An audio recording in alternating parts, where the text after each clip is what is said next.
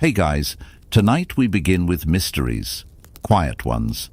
The kind that sat in damp archives for centuries while exhausted monks copied tax records nearby. Take a moment to like the video and subscribe if you enjoy these long, sleepy little journeys into humanity's endless parade of confusion. Now dim the lights a little, maybe put on a fan, and let's slowly wander into the medieval world together. A world where roads were muddy and every unexplained event immediately became either witchcraft, divine punishment, or the French did it. Tonight, we begin in a village that disappeared, not metaphorically, literally. A village swallowed by marshland and time. The village was called Ravensor. Back in the 13th century, it sat proudly on a spit of land along the Yorkshire coast. Ships came and went, merchants traded goods, taverns served ale of deeply questionable quality. But then the sea began eating it, very slowly at first, just little bites, a storm here, a flooded road there. The North Sea has the personality of a wet hammer. During the early 1300s, massive storms slammed the coastline repeatedly. Churchyards eroded so badly that coffins reportedly emerged from the cliffs. Nature itself had decided to become extremely theatrical. By the 1360s, the village was essentially doomed. Trade stopped. People fled inland. Ravensor disappeared beneath shifting waters. Underwater archaeology finally confirmed the lost settlement. Stone structures and foundations sitting beneath murky water. An entire town erased so gradually that history itself almost forgot it.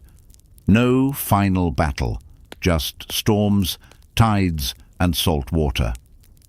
Let's drift gently toward one of the most famous unresolved mysteries, the princes in the tower. The Wars of the Roses had turned the nobility into one giant interrelated knife fight. Every few years, someone new claimed the throne. Edward V was only around 12 years old when his father died unexpectedly.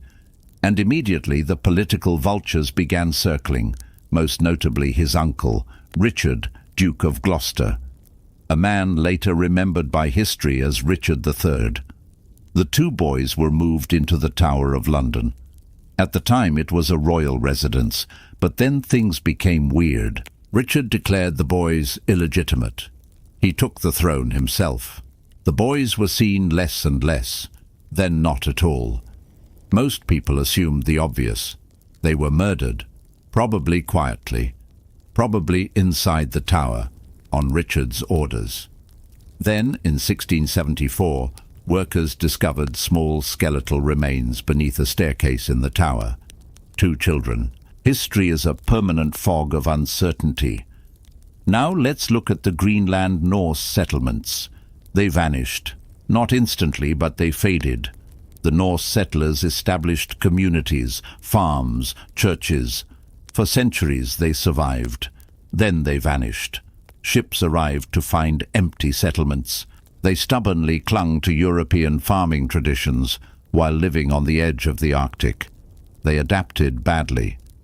In 2012, archaeologists in England uncovered a skeleton beneath a parking lot in Leicester. Signs consistent with Richard III. History has a cruel sense of humor. A king buried under a parking lot. DNA testing confirmed it really was him. Our journey through medieval mysteries is only beginning. Rest well while we leave these shadows behind for now. The medieval world loved relics. Bones especially. A finger from a saint. A tooth from a martyr. An entire arm belonging to somebody who had supposedly performed miracles while being extremely dead.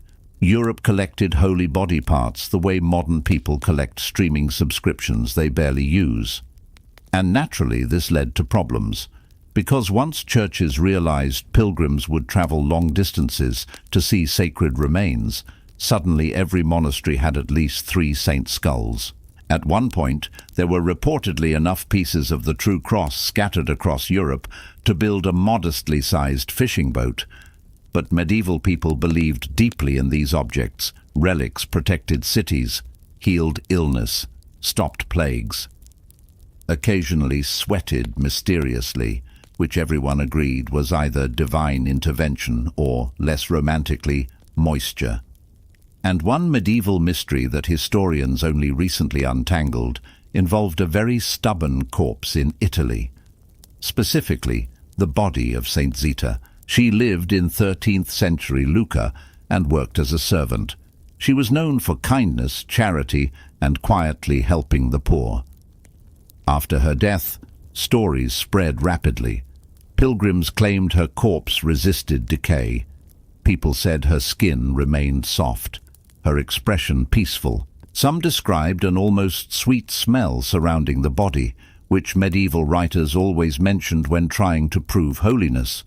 Although, to be fair, most medieval cities smelled so terrible that literally any pleasant scent probably qualified as supernatural. One dramatic account suggested the corpse bled fresh blood centuries after death, causing emotional complications for whichever exhausted monk had cleaning duty.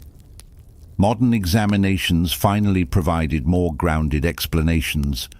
The preservation was likely aided by environmental conditions and repeated treatments over centuries, because humans remain deeply uncomfortable around bodies that refuse to behave normally. And medieval Europe absolutely excelled at uncomfortable body situations. Which brings us to King Charles II of Spain. A man who looked like history was begging the Habsburgs to please stop marrying cousins.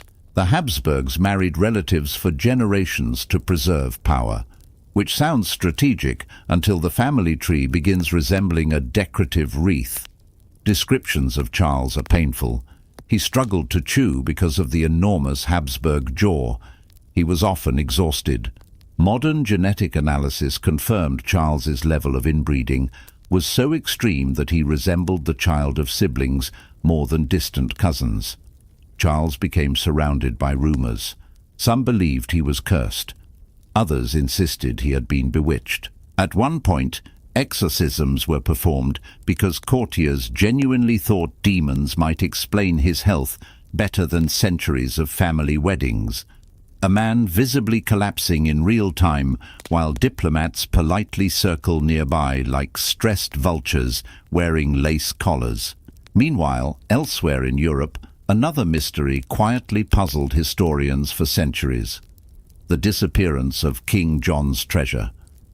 In 1216, John was travelling through eastern England with enormous baggage trains carrying royal treasure: gold, jewels, royal regalia.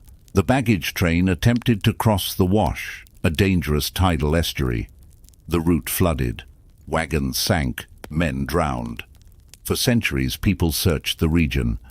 Everyone wanted to find King John's lost riches. It is irresistibly romantic. Modern historians think much of the treasure was lost. Confused medieval logistics slowly dissolving into mud. A perfect summary of the age. And since we're drifting through England, let's stop at one of the strangest murder mysteries: the death of Edward II. Eventually, his own queen, Isabella of France, turned against him. Edward was deposed in 1327, then imprisoned, and shortly afterward, he died. Rumors exploded. One story became infamous: the red-hot poker, designed to leave no visible marks. Historians long debated if this was true. Modern historians mostly believe the story was invented. Edward probably died conventionally. Possibly illness, possibly straightforward murder. Now let's float southward for a softer mystery: the strange case of the Voynich manuscript, humanity's favorite unreadable book.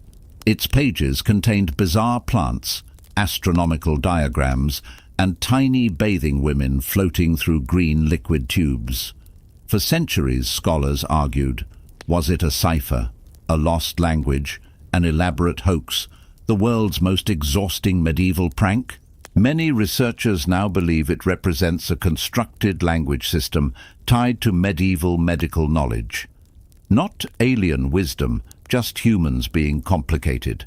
History often feels enormous and distant, but most medieval mysteries began with ordinary confusion. Someone missing, something misplaced, a rumor. They remind us that medieval people were just as lost as everyone else. They guessed, they worried, they misunderstood things magnificently, and then they wrote it all down in ink that somehow outlived them. We'll continue into more solved medieval mysteries next time. Medieval Europe had an unusual relationship with wells. On one hand, wells meant survival, fresh water, daily routines, gossip exchange stations for exhausted villagers carrying buckets before sunrise.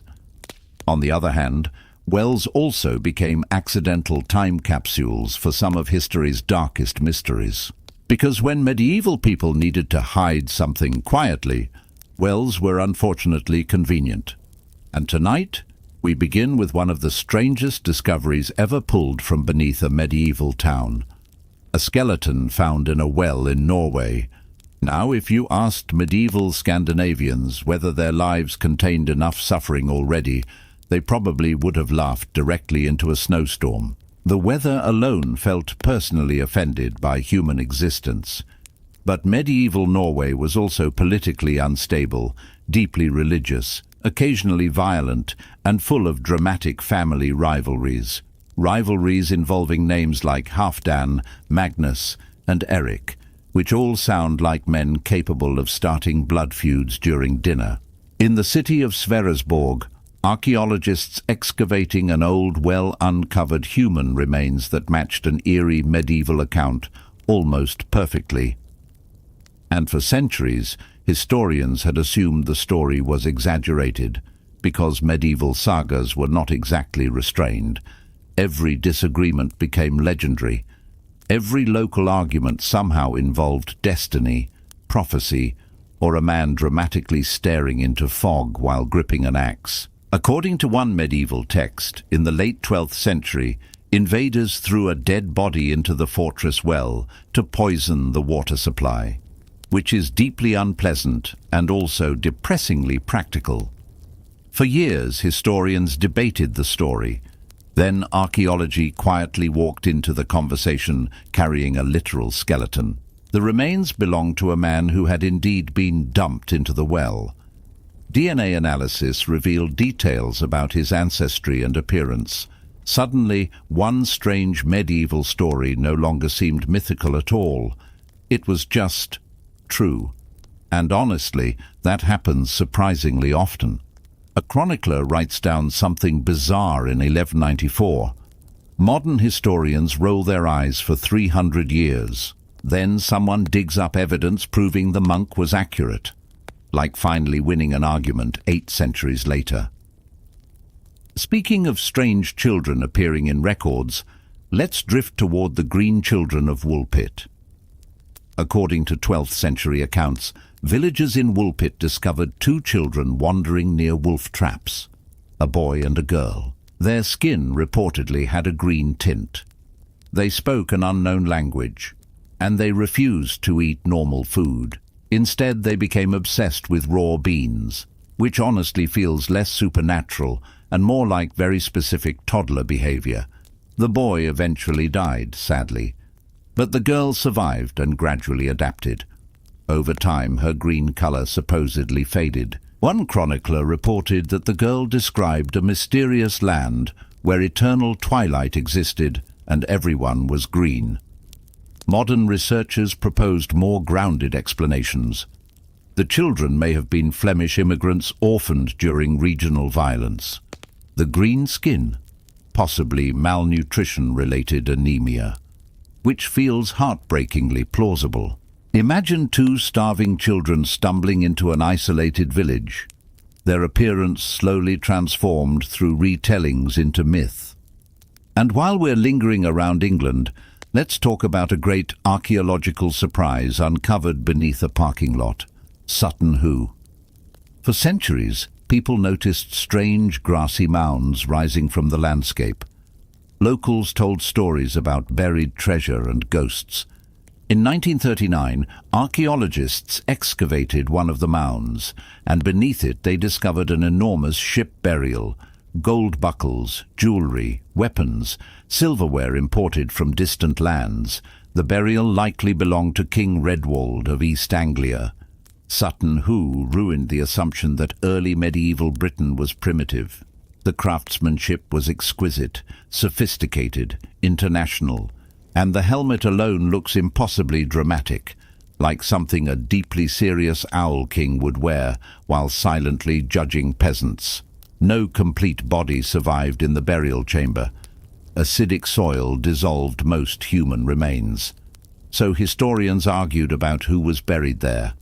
There's something deeply calming about Sutton Hoo. A king laid carefully into a ship beneath the earth, treasures surrounding him. Now let's wander into France, particularly during the reign of Joan of Arc, a teenage peasant girl who claimed divine visions. Eventually she was captured and burned in 1431. Or at least, that's the official story. For centuries, rumors persisted that Joan survived. One impostor, Claude des Armois, became remarkably successful convincing people she truly was. Joan returned from death. Modern historians believe the real Joan absolutely died in Rouen. But the survival myths reveal something. People wanted heroes to return. Now let's glide toward the Perkin Warbeck story. A man who convinced large parts of Europe he was a lost prince. England panicked. Henry VII treated the entire affair with the exhausted energy of a man discovering a nightmare waiting outside his door. For years, Warbeck gained support abroad until he was captured and executed. Most historians now believe he was an impostor. While Europe argued about princes, another mystery emerged in monasteries. Books disappearing, not stolen, more removed. Modern restorations have uncovered hidden manuscripts, lost classical writings, erased prayers, even personal confessions hidden in margins. One monk complained bitterly about cold weather and terrible wine, which is comforting. Human beings remain consistent, yet these monks preserved enormous portions of human knowledge, often accidentally, a tired scribe making notes while rain taps against stone. History survives through unusual moments: missing kings, green children, bodies in wells, ships buried beneath grassy hills. And somewhere beneath these mysteries are ordinary people trying their best to understand a confusing world. We still have many more left to wander. At some point in the medieval world, a group of exhausted peasants looked around at famine, disease, war, and taxes, and then collectively started dancing for days without stopping, which honestly feels less surprising the longer you study medieval history. Tonight, we drift into one of Europe's strangest unsolved mysteries, the dancing plague, or mass psychological distress wearing very uncomfortable shoes. The most famous outbreak happened in 1518 in Strasbourg. Spiritually, it belongs completely to the medieval universe of confusion and bad public health decisions. According to records, a woman named Frau Trophea stepped into the street one summer day and simply began dancing. Not joyfully, just relentlessly. Soon others joined her. Dozens of people danced uncontrollably. Musicians were even hired because authorities believed they might recover if allowed to dance it out. Explanations multiplied immediately: demonic possession, divine punishment, cursed blood, or too many saints. Medieval Europe could turn literally anything into a spiritual diagnosis. One theory suggested ergot poisoning from contaminated rye, causing hallucinations. But people with severe poisoning generally don't organize coordinated cardio sessions for weeks. Modern historians favor mass psychogenic illness, overwhelming collective stress, exploding physically. Look at their lives. Famine, disease, and religious fears saturated daily existence.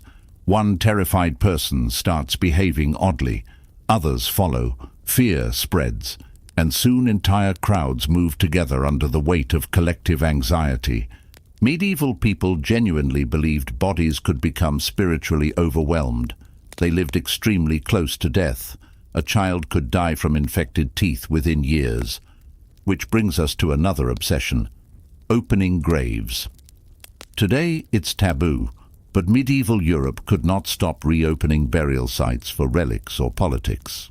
Holy Roman Emperor Charles IV became fascinated with historical grave management. He reopened tombs, inspected remains, and catalogued bones to preserve imperial legitimacy. He allegedly handled the skull of St. Wenceslas with reverence. While unsettling, his documentation preserved information about royal burials that otherwise would have vanished. Relic culture created extraordinary mysteries. Multiple churches claimed to possess the head of John the Baptist simultaneously, presenting obvious mathematical complications. For believers, authenticity was sometimes less important than symbolism. The relic connected communities to sacred history, even if it involved competing elbows of one saint. Now, let's wander into the plague pits. For centuries, stories about the Black Death sounded dramatized, but archaeology confirmed the horror. Doctors wore bizarre plague masks stuffed with herbs.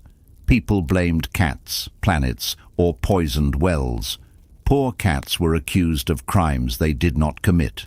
Strangely, many graves showed signs of organization. Even during catastrophe, survivors still arranged bodies respectfully, human dignity stubbornly continuing through disaster. DNA studies finally identified the bacterium, Yersinia pestis. Not bad air or punishment from heaven, just bacteria riding trade networks through an unsuspecting world. While plague transformed Europe, another mystery emerged inside monasteries: the disappearance of entire books, dangerous texts that monks sometimes hid or destroyed. One case involved the Archimedes palimpsest, a prayer book created by scraping ancient mathematical works off parchment to reuse the pages for prayers. History can be unintentionally hilarious. Centuries-old knowledge hidden in plain sight because one monk needed notebook space and recycled the world. Ancient statues were buried beneath castles and pagan temples converted into cathedrals. Civilizations layered atop one another like sleepy archaeological lasagna. In Iceland, archaeology solved the debate over the Vinland sagas. Remains in Newfoundland proved Vikings truly reached North America centuries before Columbus. The medieval world was not ignorant. It was observant, curious, and deeply vulnerable.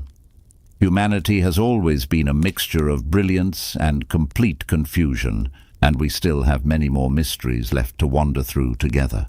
The medieval world had a habit of losing things quietly, not dramatically, not with explosions or cinematic final speeches. Things simply drifted away. A monastery abandoned after plague, a fishing village swallowed by storms, a noble family line ending because 3 brothers somehow all died from separate incidents, and occasionally entire colonies disappeared so completely that future generations argued for centuries about what happened to them. Tonight, we begin with a mystery from the edge of the known world, a place medieval sailors described with greed, fear, and profound navigational uncertainty: the lost Norse colony of Vinland. Now technically we know the Vikings reached North America around the year 1000. Modern archaeology confirmed that much, but for centuries the details remained frustratingly blurry. The sagas described fertile lands west of Greenland, forests, wild grapes, encounters with indigenous peoples. The Vinland settlements never lasted long. Historians debated why. Some imagined massive battles. Others proposed starvation or isolation. Archaeological remains at El Anse aux Meadows suggest a settlement focused less on empire building and more on resource gathering, timber especially. So the Norse likely traveled west seasonally, trying to extract resources before tensions, logistics, and distance slowly crushed the project. Which brings us toward another mystery involving disappearance. Except this time the missing people lived inside one of Europe's most famous castles. We are talking about the vanished royal menagerie. Because medieval kings loved exotic animals, nothing said divine authority quite like owning a confused leopard. Foreign rulers gifted animals constantly because diplomacy often resembled a dangerous pet exchange program. One king would send a polar bear, another responded with camels. But historians puzzled over strange records describing missing animals and mysterious deaths. Modern research revealed the tragic truth. The animals were horribly misunderstood.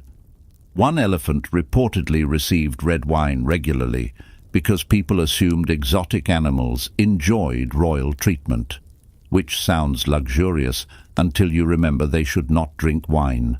For many ordinary people, this was the first and only time they would ever see creatures from distant lands.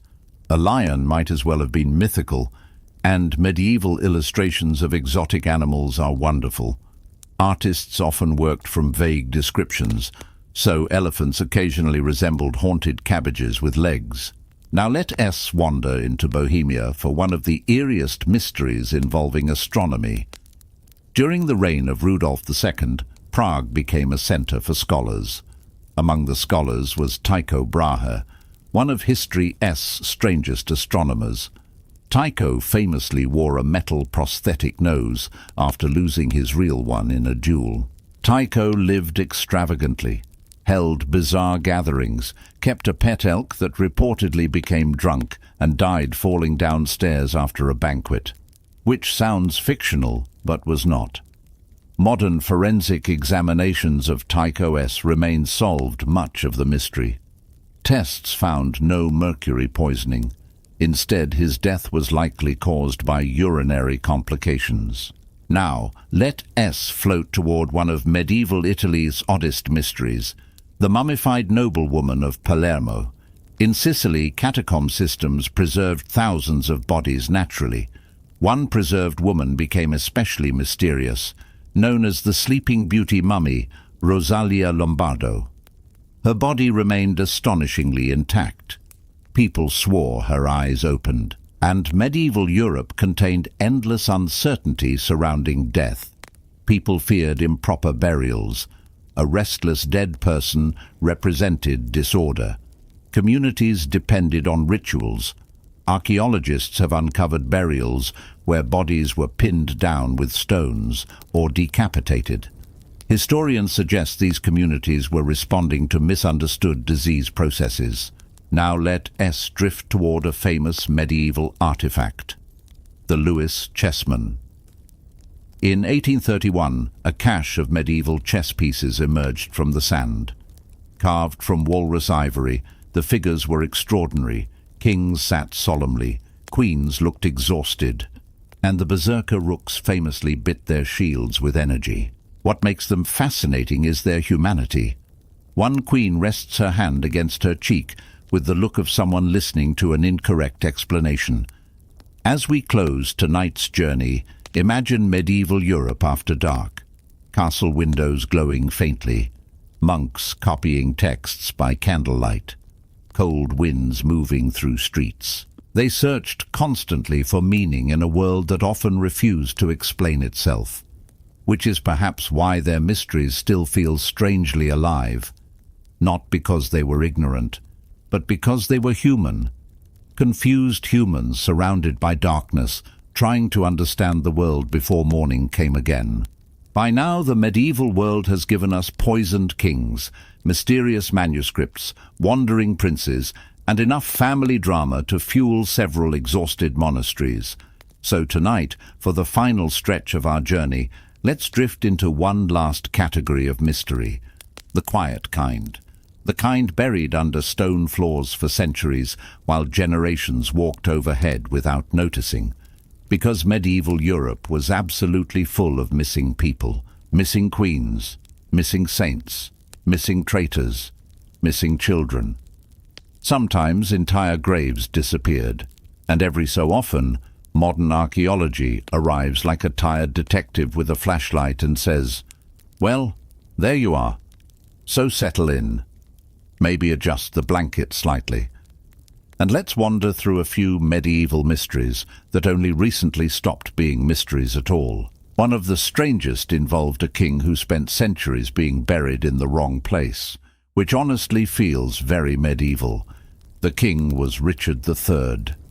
Yes, that Richard III, the last Plantagenet king of England, the one Shakespeare turned into a dramatic villain with a crooked back and approximately 12 monologues about ambition. For centuries, Richard occupied a strange place in English memory. Half historical figure, half theatrical goblin.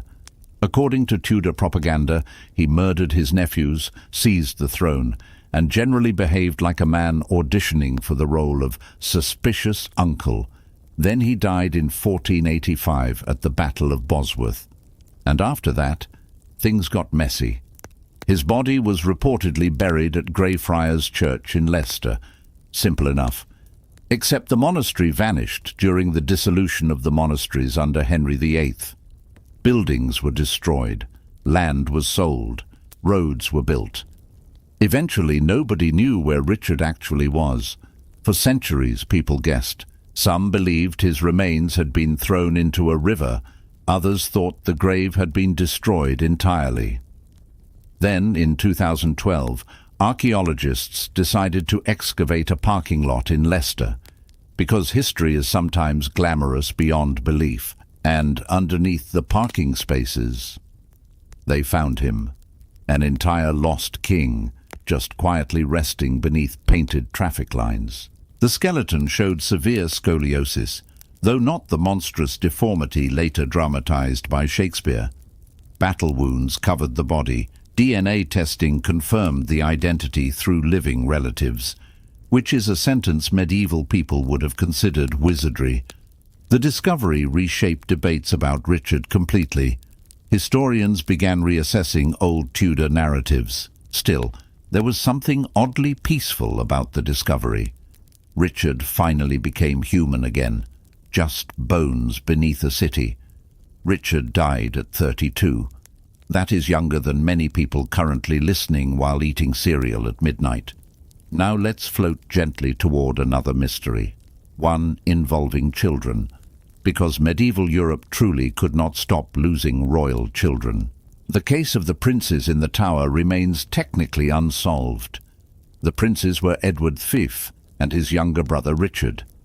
After their father died in 1483, the boys were placed in the tower. Soon afterward, their uncle became Richard III, and the boys vanished. Centuries later, in 1674, workers discovered 2 child skeletons beneath a staircase in the tower. Except modern historians remain uncertain. The bones were never conclusively identified. Medieval history loves uncertainty. Still, the mystery remains oddly haunting because the victims were children. That part feels timelessly tragic. Now nearby in Europe, another mystery sat unresolved. The mystery of Joan of Arc's relics. She claimed saints spoke to her. She inspired armies. And eventually she was captured and executed in 1431. For centuries, collectors claimed to possess relics connected to Joan. Bones, ashes, fragments of cloth. Except modern forensics eventually examined the contents, and the results were deeply awkward. The remains were not from Joan at all. Some fragments came from an Egyptian mummy. Others were animal remains. Medieval relic collecting had once again wandered directly into chaos.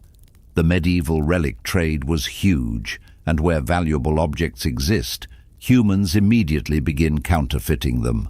Now, for our final mystery tonight, we return to disease, the Black Death. Most believed it was bubonic plague, but alternative theories emerged. Some suggested anthrax or viral hemorrhagic fever. Then modern genetic science entered the picture. Researchers extracted DNA from plague victims buried in medieval cemeteries, and there it was, Yersinia pestis, still preserved after centuries underground. The Black Death truly was plague. The findings also revealed something fascinating. The bacterium evolved over time. Trade routes accelerated transmission. In other words, the pandemic emerged from interconnected systems rather than a single isolated disaster. Which feels very modern, unfortunately. Archaeologists uncovered graves showing evidence of care, bodies positioned gently, families buried together. Because medieval people are often portrayed as superstitious caricatures. But they were still people. They loved each other. They panicked. And honestly, modern humans behave very similarly during crises. We just do it with smartphones and slightly better plumbing. As the centuries passed, many medieval mysteries survived simply because evidence disappeared. Fires destroyed archives. Wars erased cities. But modern archaeology keeps uncovering tiny pieces again. A skeleton beneath a parking lot, DNA inside ancient teeth. And every discovery reminds us that the medieval world was not actually silent. It was simply waiting for someone to listen carefully enough. Somewhere along the way, medieval history stopped feeling distant, because behind every mystery was usually something painfully human. Fear, ambition, loneliness, pride, love, confusion, the same things people carry now, only with heavier cloaks. So as the night settles in, let the medieval world drift gently back into shadow. The kings can return to their tombs, the monks can close their manuscripts, the archaeologists can brush dust from their gloves and head home for the evening. And somewhere beneath old cities, beneath chapels and roads and forgotten fields, countless stories still remain buried, waiting patiently. Because medieval history never really ends. It just falls asleep for a while. Let's begin in a city that smells a little worse than you'd like, not dramatically worse. Not in a way that wakes you up, just gently unpleasant. A mix of damp wood, old smoke, animals doing whatever animals do, and people who haven't exactly had access to modern plumbing, which, to be fair, is everyone. Now imagine walking slowly through one of these medieval cities. Not rushing. There's no reason to rush. Nobody here is in a hurry. Time moves like thick soup, and as you drift past crooked houses and uneven streets, you start to notice them. People sitting low against the walls, wrapped in worn cloth, some barefoot, some watching the world with that distant, practiced stillness of someone who has been ignored for a very long time. These are the homeless of the medieval world, although they wouldn't have called themselves that. Because in medieval Europe, there wasn't really a clean word for homeless the way we use it today. Instead, people were sorted into softer, slightly more poetic categories. The poor, the needy, the wandering. Sometimes God's unfortunate little experiments, though phrased more politely, of course. And importantly, not all of them were seen the same way. Some were considered almost holy. Others were seen as deeply suspicious, and a few were treated like walking cautionary tales. The kind parents point at when their child refuses to behave. Eat your bread, or you'll end up like that man over there. That sort of thing. Now, here's where things get quietly complicated. Because medieval cities did not ignore poor people. Not entirely. That would have been spiritually risky. Christian Europe especially had a very strong idea baked into its worldview. Helping the poor was not optional. It was basically a shortcut to heaven, which meant that poor people were, in a strange and slightly uncomfortable way, necessary. You couldn't prove your generosity if there was nobody around to receive it. So yes, the homeless were often pitied, sometimes helped, occasionally respected, but also managed, controlled, categorized. Because kindness in the medieval world came with rules, and a surprising amount of paperwork. Well, mental paperwork. Nobody's printing spreadsheets yet. Now picture this. A man sits near a church entrance. It's early morning. The air is cool, and the stones beneath him are still holding on to the night's chill. He's positioned himself very carefully, not randomly, not lazily, right by the door. Because he knows something you now know too. People feel most generous right before they walk into church, and just after they leave. It's a perfect window of mild guilt and hopeful redemption. So he sits there quietly, maybe murmuring a blessing, maybe just holding out a hand, not too aggressively. You don't want to seem pushy. That ruins the mood. And one by one, people pass. Some drop a coin, some offer bread, some avoid eye contact with the precision of a trained diplomat. And all of this is completely normal, because begging in medieval cities wasn't automatically shameful, not in the way we might assume. In fact, certain types of beggars were almost officially accepted. These were the deserving poor. And yes, that phrase is doing a lot of work. To be considered deserving, you generally needed a reason, a good one. Maybe you were elderly, maybe you were sick, maybe you had a visible disability, something that clearly said, "This is not my fault." Because if it was your fault, well, that's when things got colder. There was a deep suspicion toward people who were poor, but appeared physically capable. Strong arms, that's suspicious. Walking just fine, also suspicious. Looking a bit too energetic. Now we're raising eyebrows. Because medieval society had a very simple expectation. If you can work, you should work. And if you're not working, then you must be choosing not to, which naturally makes you questionable. So these individuals, often called sturdy beggars, were treated quite differently. They were seen less as unfortunate, and more as mildly annoying or even dangerous. Because a person who refuses to work could, in theory, also refuse to follow other rules. And suddenly, we're spiraling into concerns about crime, disorder, and the general unraveling of society, which medieval cities were not particularly equipped to handle calmly. So, slowly, over time, cities began to respond, not with sweeping social programs. That's a few centuries away, but with something more medieval rules. Lots of rules. Some cities required beggars to register. Yes, register. You'd essentially need permission to beg because nothing says compassion like a light administrative process. In places like Paris or certain German cities, authorities would issue tokens or badges to approved beggars. These were the officially recognized poor. Everyone else? Unofficial. And unofficial, in medieval terms, is not a comfortable place to be. If you were caught begging without approval, you might be chased away, or punished, or simply told in very clear terms to go be poor somewhere else.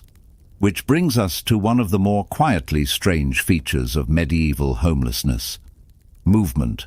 A lot of homeless people didn't stay in one place. They moved, from city to city, from town to town, walking long distances along dusty roads, carrying whatever they owned, which wasn't much. Because cities didn't always want permanent poor populations. Temporary poor? Fine. They come, they receive a bit of charity, they move on. Everyone feels morally satisfied. Permanent poor? That's a logistical issue. So if someone lingered too long, authorities might gently encourage them to leave. And by gently we mean not gently at all, which created this slow, constant flow of people drifting across the medieval landscape, not quite belonging anywhere. Now, let's pause for a moment and look at where these people actually slept. Because this is where things get quietly bleak. Some found shelter in churches. Churches were, in theory, places of refuge, and many did allow people to sleep inside, especially during harsh weather. But space was limited, and patience was also limited. So not everyone got in. Others stayed in hospitals, and now, when we say hospital, don't imagine anything modern. These were more like charitable hostels, run by religious orders, focused less on medical treatment and more on providing basic care. A bed, maybe some food, a place to exist without being immediately chased away. But again, limited space, and often reserved for the sick or elderly, which left a large number of people with not many options, so they slept in alleyways, under market stalls, against city walls, sometimes in abandoned buildings that were only slightly less cold than the outside air. And during winter, well, let's just say medieval winters were not forgiving. There's no dramatic scene here, no sudden tragedy, just a slow, quiet kind of suffering, the kind that blends into the background of daily life. People noticed it, but they were also used to it, because hardship, in general, was everywhere. Now let's float gently to another corner of this world, because not all homeless individuals were seen purely as victims. Some were oddly respected, especially those who chose poverty. Yes, chose it. These were often religious figures, wandering monks, hermits or ascetics, who deliberately gave up wealth to live a life of simplicity. And medieval society found this admirable, even noble. So you could have two people sitting on the same street, both poor, both wearing worn clothes, both relying on others for food. But one is seen as spiritually elevated, and the other is seen as a bit of a problem, which is, honestly, a very medieval kind of contradiction. It wasn't really about appearance, it was about narrative. If your poverty had a holy reason, it was good. If it didn't, well, people started asking questions. Now, over time, as cities grew larger and more crowded, these tensions started to build. More people, more movement, more visible poverty. And with that, more anxiety, because large groups of poor, unemployed individuals made city authorities nervous. Not necessarily because they were doing anything wrong, but because they might, and might was often enough.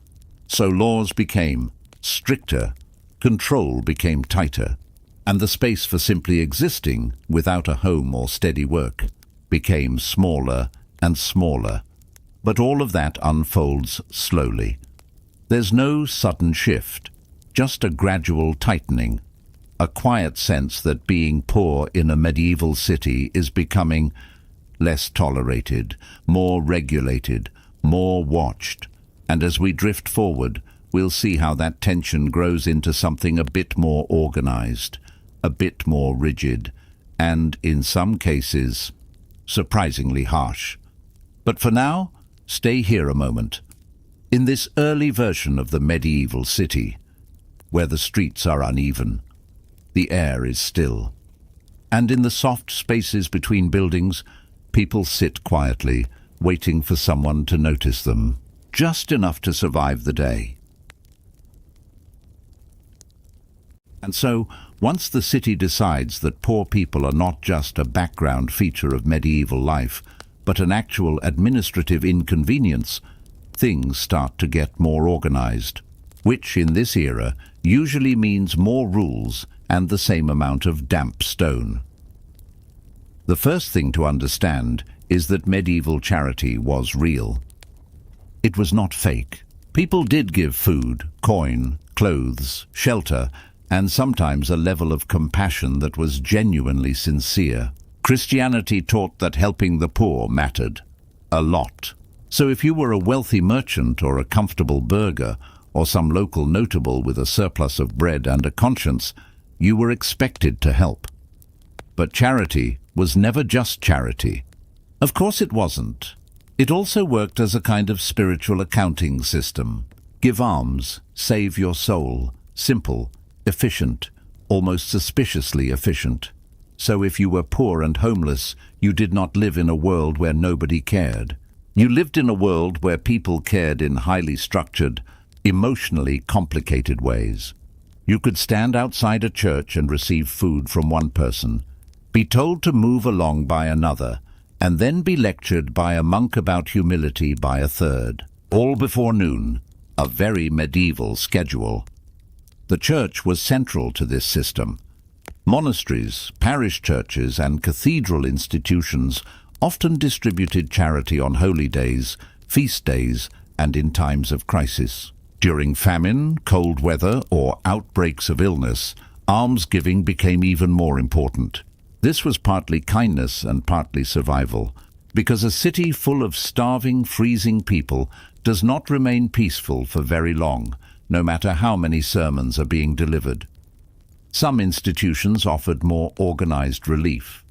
Almshouses, hospitals, and hospices provided food and shelter to certain poor people, especially the elderly, the sick, pilgrims, and sometimes travelers who had nowhere else to go. These places were not modern shelters, and they were usually cramped, underfunded, and deeply dependent on religious donations. But they existed, which already made them more structured than a lot of other medieval responses to poverty. And yet, for every person who received help, there was another layer of suspicion underneath the whole system. Because medieval societies were forever trying to separate the worthy poor from the unworthy poor. The worthy poor were the ones who were seen as unlucky, ill, aged, disabled, orphaned, widowed, or somehow clearly unable to support themselves. The unworthy poor were the ones who looked healthy enough to work but were still asking for help. Those people were often viewed as lazy, deceptive, morally weak, or just generally annoying in the way that a functioning person asking for food can apparently be annoying to people who already have food. So the city's response was a mix of compassion and control. Help them, but watch them, feed them, but do not let them linger. Give them a coin, but not too much, and ideally, make them feel grateful for the privilege of being tolerated, which naturally created an unpleasant life for anyone caught in the middle. A homeless person in a medieval city might move from one church doorway to another, timing the rhythms of prayer and market traffic to maximize the chance of surviving the day. He or she might know exactly which baker had leftover bread, which widow was generous, which monastery distributed soup, and which street guard had a bad temper. Survival often depended on memory, on routine, on knowing the city better than the people who thought they owned it. Because if you lived outside, you learned the city differently. You knew where the wind cut hardest, where the dog slept, where the ground stayed a little drier after rain, where you might hide from a patrol, where somebody might toss out scraps before dark. That kind of knowledge mattered.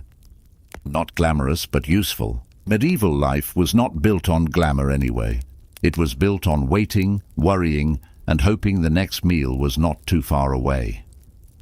Now, one of the most important things to understand is that homelessness in medieval cities was not always a permanent condition. Sometimes people were homeless for a season, or after a bad harvest, a fire, a death in the family, or the collapse of some small piece of their life that never quite got repaired. A widow might lose access to land. A laborer might be dismissed after a slow winter. A child might become an orphan and then slowly drift into the margins of city life. And then there were those who moved by choice, or at least by necessity. Pilgrims, for example, traveled constantly and often depended on charity. So did wandering scholars, laborers looking for work, and various religious travelers. To the modern eye, not all of these people look homeless in the same way. But to a city watchman standing in a muddy lane, anyone without an obvious house and a clear reason to be there could start to look like a problem. That is one of the little medieval tragedies, really. Need and suspicion walking side by side. Now let's float over to the matter of laws. because of course cities could not simply let the poor exist without trying to regulate the situation to death. By the later Middle Ages, many towns began to restrict begging more aggressively. Some required beggars to have tokens or licenses. Some forbade healthy adults from begging unless they could prove they were unable to work. Some tried to expel outsiders. Others made rules about where the poor could stand, when they could ask for alms, and what kinds of behavior were permitted. A beggar too loud. Suspicious, a beggar too persistent. Suspicious, a beggar too healthy-looking. Extremely suspicious. The idea was to preserve public order and discourage fraud. And to be fair, fraud did exist. Some people did fake illnesses, exaggerate injuries, or used children to gain sympathy. Medieval authorities were not entirely making things up when they complained about deceitful beggars. But the result of this concern was a broad and often cruel narrowing of compassion. People who genuinely needed help could be harassed because someone else might be lying. It is not a very advanced social system. It is, however, a very familiar one. And then there is the issue of movement again. Because when cities pushed poor people out, those people did not disappear. They simply went somewhere else, or they tried to. This created a recurring pattern of wandering poverty. A town would send people onward, and the next town would do the same, and eventually a person could end up in a long, exhausting loop of rejection, not because they had committed any great crime, just because they had no stable place to stand. That is the part people often forget. Homelessness was not only about sleep. It was about belonging, about access, about whether a city recognized you as part of its body or as something to be cleaned off its edge. If you had no home, you had less protection, fewer rights, less stability. If something bad happened, there was no household to absorb the blow. No family estate, no locked door, no reserve of grain in a back room. Just the street, which had its own rules, and none of them were written with your comfort in mind. Still, even in all this, medieval people were not incapable of empathy. Individual acts of kindness could be surprisingly warm. A baker might quietly hand over a loaf. A household servant might leave scraps near a wall. A priest might grant shelter for a night. A city magistrate might tolerate a beggar at a familiar corner, if that person seemed harmless enough. The system was harsh, but people inside the system were still people, which means there was always a mix of fear, pity, duty, and small mercy.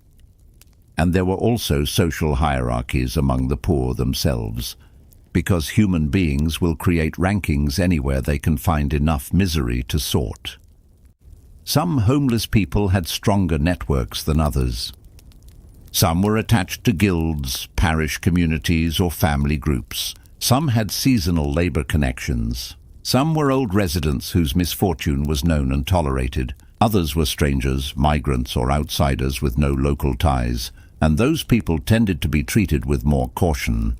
An old widow begging from the same corner for 10 years might be seen as part of the scenery. A young stranger doing the same thing might be seen as a threat. Again, the medieval city loved nothing so much as familiarity.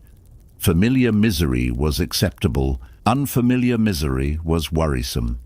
By this point, the city has become a place of narrow alleys and careful boundaries. Not just physical boundaries, though those matter too.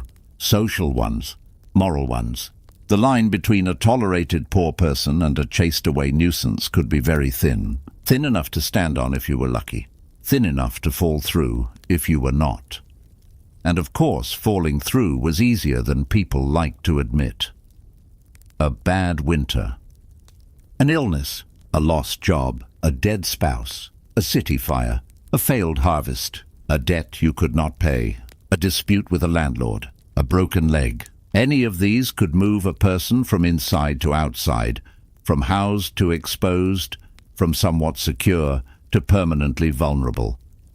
Which is why medieval homelessness should never be imagined as a fixed class. It was a condition people could enter through many doors. And once inside, leaving was not guaranteed. Let's drift a little farther now, toward the institutions that tried to deal with all this in more formal ways. Because when charity and suspicion stop being enough, governments begin to notice. And when governments notice poor people, the tone gets worse in a hurry. Now the city starts getting serious, not in a dramatic way. Medieval governments rarely do dramatic in the modern sense. They prefer something more exhausting, more paperwork adjacent, more likely to involve repeated fines, public shaming, and officials pretending they have everything under control. By the later Middle Ages, many towns and cities became far less relaxed about homelessness. What had once been a messy mix of charity, local custom, and religious duty began turning into something more regulated. The basic idea was simple enough. If poor people could work, they should work. If they could not work, they needed to prove it. And if they could not prove it, then they should probably be someone else's problem. A beautifully compassionate system, really. Cities started making sharper distinctions between residents and outsiders. If you were known in the neighborhood, had family nearby, belonged to a parish, or had some sort of stable tie to the city, you might be tolerated. If you were a stranger, drifter, migrant laborer, or just somebody without strong local connections, your chances got worse very quickly. This mattered because medieval cities were not just collections of buildings. They were communities built on obligation. People were expected to know who belonged, who paid dues, who helped at what feast, and who could be called upon in an emergency. A person without a house often also lacked a network, and without a network you were vulnerable in 100 tiny ways. No one to vouch for you, no one to shelter you, no one to explain to the authorities that yes, you are poor, but you are poor in an acceptable and locally recognized manner. So cities tried to sort people. They did it with rules about vagrancy, with penalties for wandering, with licenses for begging, with restrictions on outsiders entering after a certain time of year, with officials empowered to question, expel, or fine people who seemed idle or undeserving. And because medieval society liked to moralize everything, poverty itself was often treated not just as an economic condition, but as a spiritual and behavioral one. Were you poor because the world was unfair?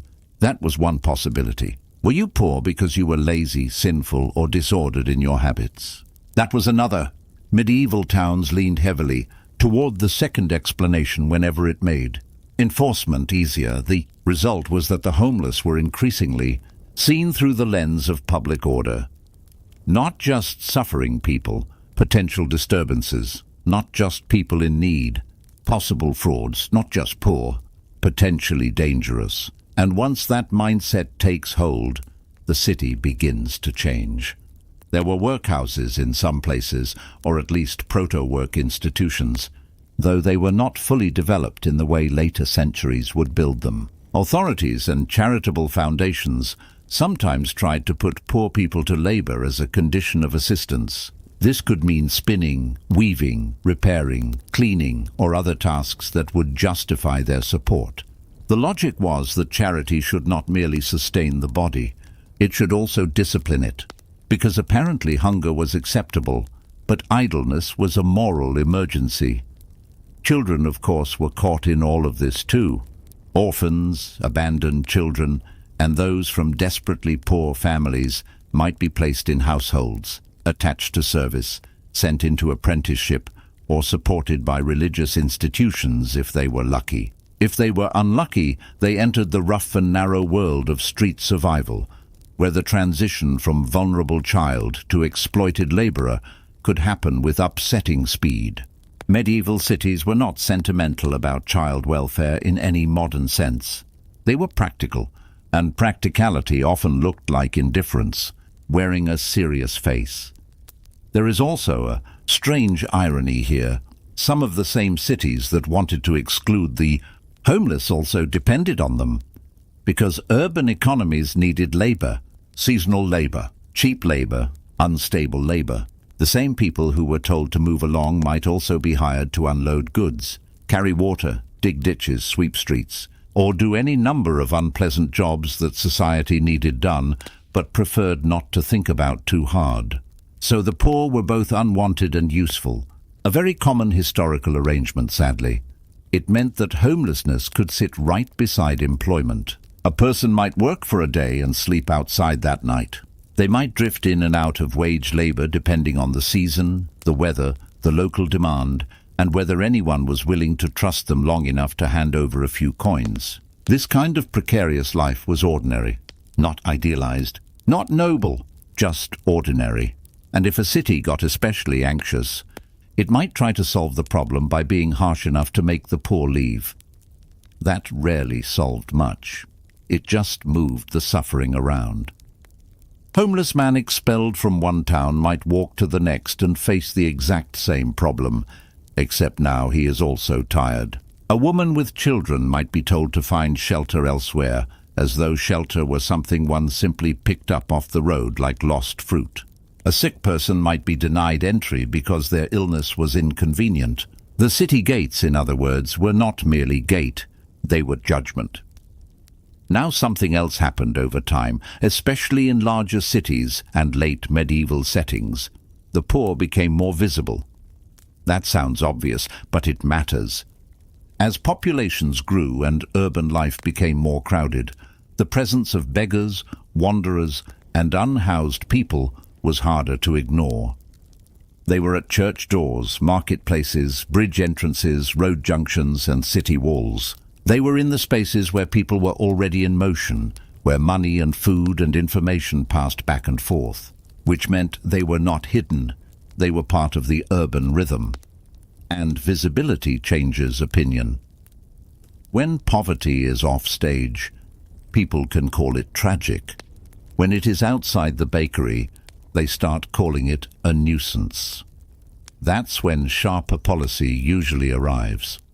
Some cities introduced stricter permissions for begging. Some differentiated between local and foreign poor. Some required poor people to wear visible marks or identification. Some tried to confine the distribution of alms to approved locations. The goal was to reduce disorder, but the effect was often to make life even more humiliating for those already at the bottom, because now you were not just poor. You were legible poor, paperwork poor, approved poor. The medieval city could be surprisingly fond of categories when it wanted to be, but even with all this regulation, the lived experience of homelessness remained stubbornly human. There was fear, yes, but also routine. There was hunger, but also friendship. There were people who built tiny networks of support, people who shared corners, shared warnings, shared leftovers, shared bits of news, people who knew where to sleep when it rained, people who knew which days were better for begging, people who knew the moods of churchmen, market sellers, and watchmen. That knowledge was its own kind of survival skill, and survival was often the whole story, not heroism, not tragedy in a grand theatrical sense, just the repeated quiet effort to make it through another day in a city that didn't really know what to do with you except judge you, feed you, move you, or forget you. By the end of the medieval period, this tension had sharpened. Governments, churches, and city councils increasingly tried to distinguish the truly needy from the supposedly idle. Relief became more selective. Suspicion hardened. The old, loose medieval habit of giving because one ought to was gradually giving way to systems that wanted to test, measure, and control. And that is the shape of the story so far. Not a single simple cruelty. Not a single simple kindness. Just a long, shifting struggle over who gets to stand inside the city, who gets pushed to the edge, and who is allowed to ask for help without being treated like a problem first. We can keep moving through that world next, because there is still much to say about hospitals, alms, monasteries, and the people who lived between mercy and expulsion. By now, the medieval city has shown its hand. It will help you, Sometimes it will tolerate you. Possibly. It will also watch you closely, decide whether you deserve help, and then quietly ruin your afternoon if the answer feels wrong. Still, people did not simply vanish into the street without any support at all. Medieval cities and towns had several institutions that tried, however imperfectly, to deal with the poor and the homeless. The most important were hospitals, monasteries, parish charities, almshouses, and small religious foundations whose entire purpose was to keep suffering from becoming too visible all at once. And yes, hospital in this period did not mean what it means now. A medieval hospital was less a center of surgery and more a place of shelter, prayer, food, and basic care. If you were sick, elderly, exhausted, or stranded, it might offer a bed for a night or a few days. If you were lucky, it might also offer a soup that did not taste like punishment. Hospitals were often run by religious groups.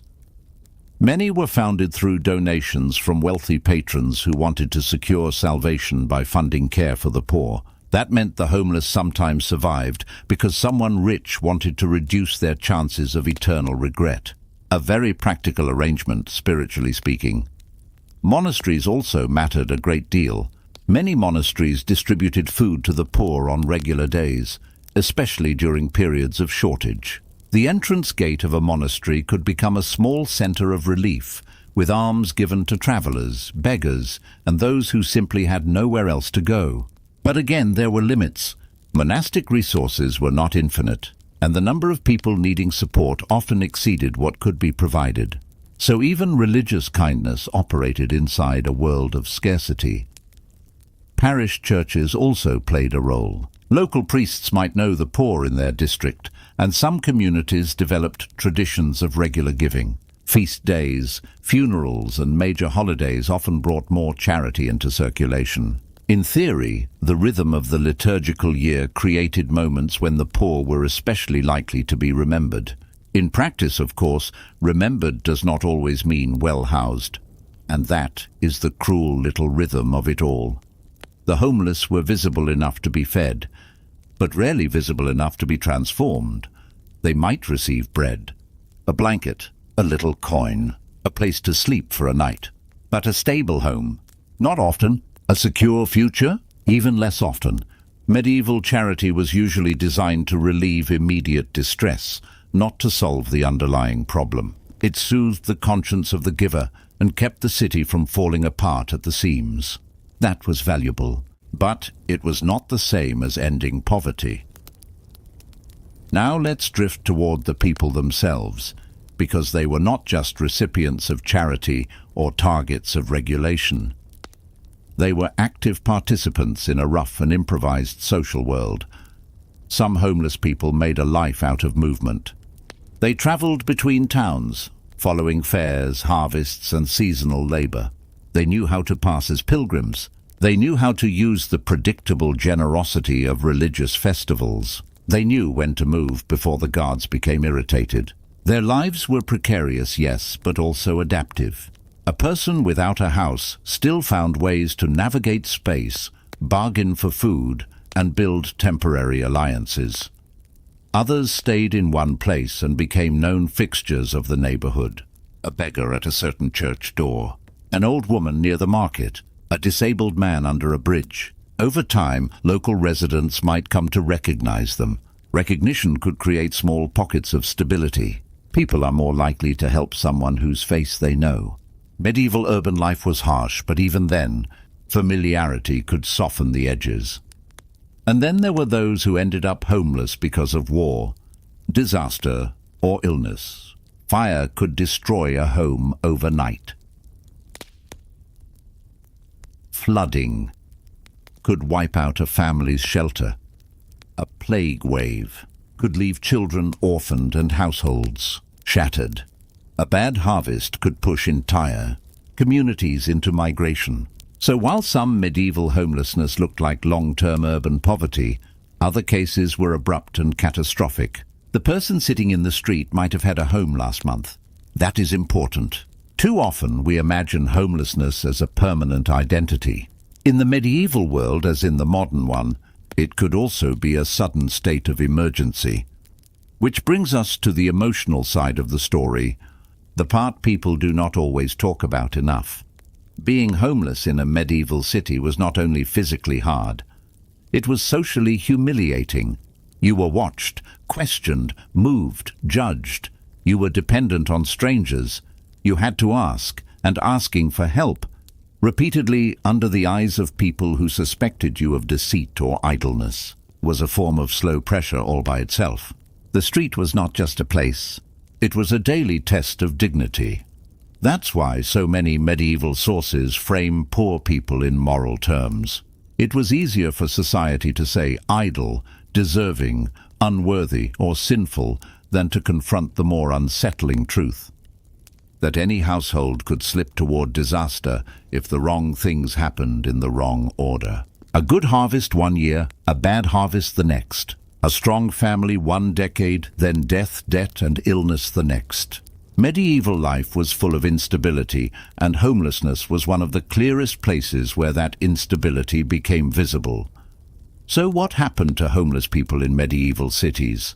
Some were fed, some were pushed away, some were sheltered temporarily, some wandered from town to town until they found work, or a patron, or another place that had not yet grown tired of them. Some were treated as nearly holy, some were treated as nearly criminal. Many lived in the awkward middle, where every day required negotiation with hunger, weather, authority, and the occasional impulse of charity from a passing stranger. And the city itself kept changing. As the late medieval world moved closer to the early modern one, governments became more formal, more suspicious, and more willing to regulate the poor as a matter of public policy. Begging became harder to do openly. Charity became more controlled. Institutions became more organized. The old loose edges of medieval urban life began to tighten. But even in that tightening, the core problem remained.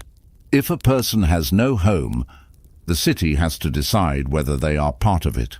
And medieval cities, in their own beautifully inconsistent way, kept answering with the same complicated sentence. Yes, but only sometimes. Yes, but not too much. Yes, but move along after dark. Yes, but first prove you deserve it. So the homeless of medieval cities lived in the spaces, between mercy and suspicion, between belonging and exclusion, between survival and disappearance. They slept in doorways. They stood at churches. They followed markets.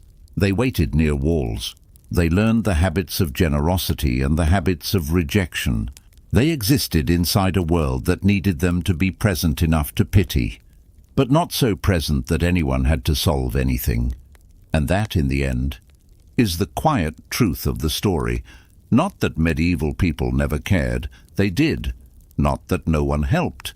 They did. But help was uneven, conditional, and deeply tangled with fear, status, religion, and control. So when we imagine a medieval city, we should not only picture stone buildings, banners, and narrow lanes.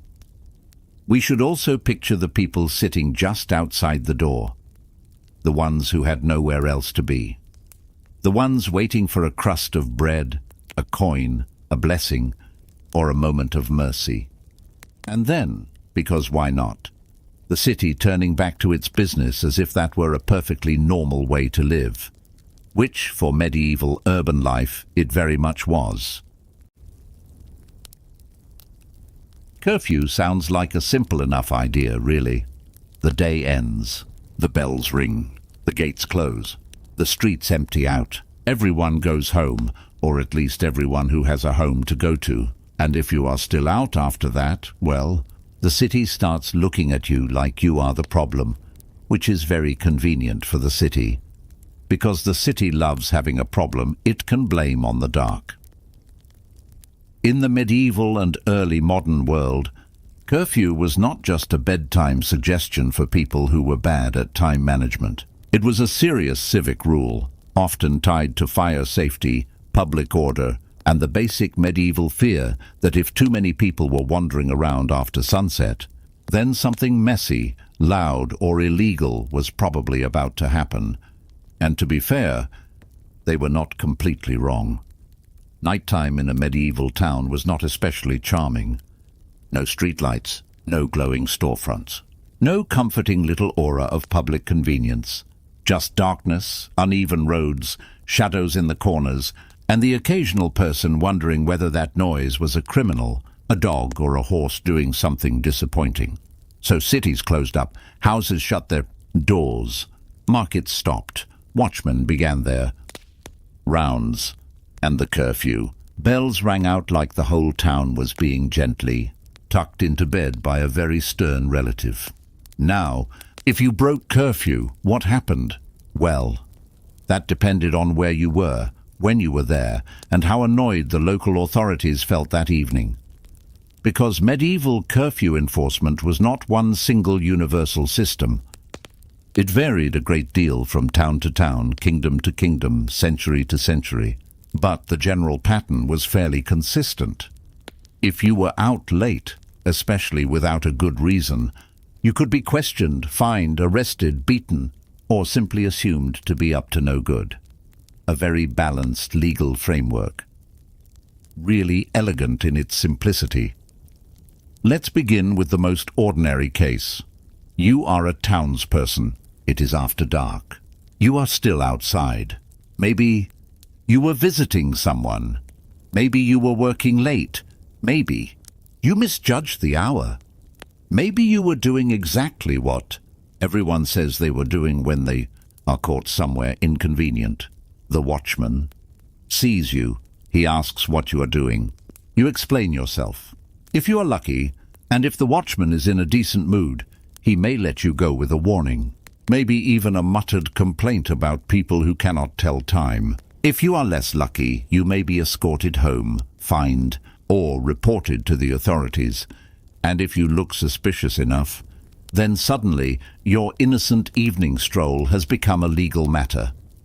This is because curfew was not only about bedtime, it was about control. The city wanted to know who belonged on the streets at night. Servants delivering messages, laborers finishing work, physicians, clergy, guards, and approved travelers might have legitimate reasons to be out. Everyone else was expected to disappear behind a door and stay there. Of course, that sounds tidy. In practice, it was not tidy at all, because life did not respect the bell. Accidents happened after dark. Fires started after dark. Births happened after dark. Illnesses worsened after dark. People got lost after dark. And on top of all that, not everyone had a good home to go to in the first place. So breaking curfew was often not some dramatic act of rebellion. Sometimes it was just poor timing. Sometimes it was poverty. Sometimes it was work. A laborer on a late job. A porter finishing a delivery. A woman returning from helping a sick neighbor. A servant sent on an errand by someone wealthier and safer than she was. There were plenty of reasons to be out late that had nothing to do with crime, but laws do not always care about your reasons, especially not when the street is dark and the authorities are tired. Now, one of the most important things to understand is that curfew had an emotional purpose as much as a practical one. It made the city feel ordered. It told people that nighttime belonged to authority, not to drunks, not to thieves, not to wanderers, not to people who seemed a little too comfortable outside when everyone respectable had already gone in.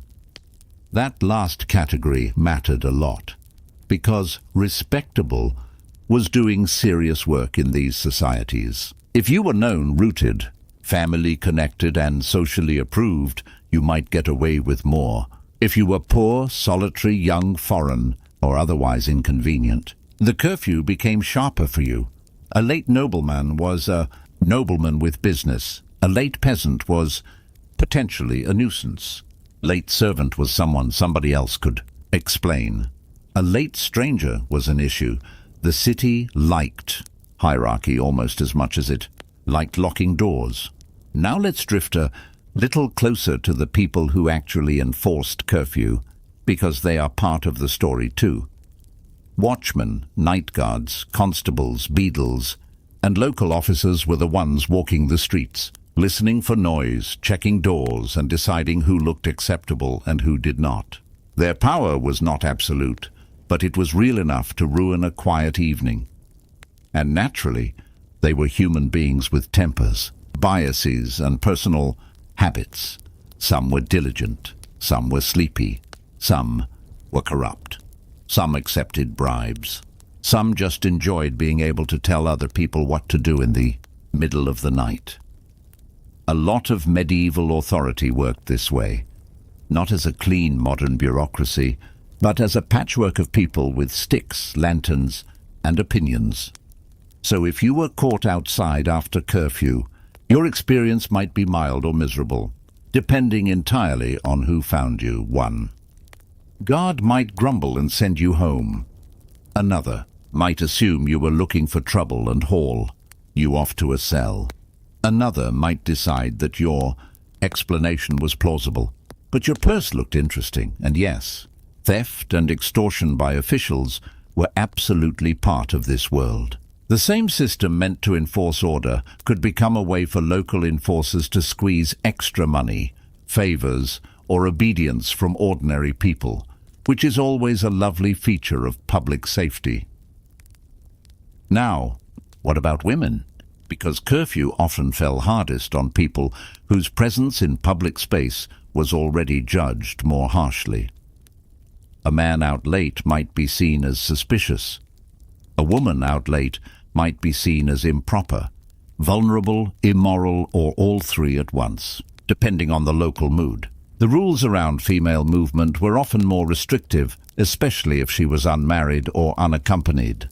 Being out after dark could become a moral issue very quickly, whether or not she had done anything wrong. This is one of the recurring patterns of the medieval city. The same action could be read differently depending on your gender, class, age, and reputation. A young man lingering in an alley might be assumed to be gambling, drinking, or stealing. A young woman doing the same might be assumed to be offering herself to danger, vice, or scandal. Not exactly fair, but fairness was not the city's strongest hobby, and this brings us to a very important point. Curfew was not only about stopping crimes already in progress. It was about reducing the city's fear of what might happen. That is why these laws often got stricter during times of unrest, plague, war, or political tension. In uncertain times, authorities become even more sensitive to movement after dark. A city under stress likes to pretend it can control the night by forcing everyone indoors. Because if people are hidden behind walls, maybe the world will behave. Or at least that is the hope.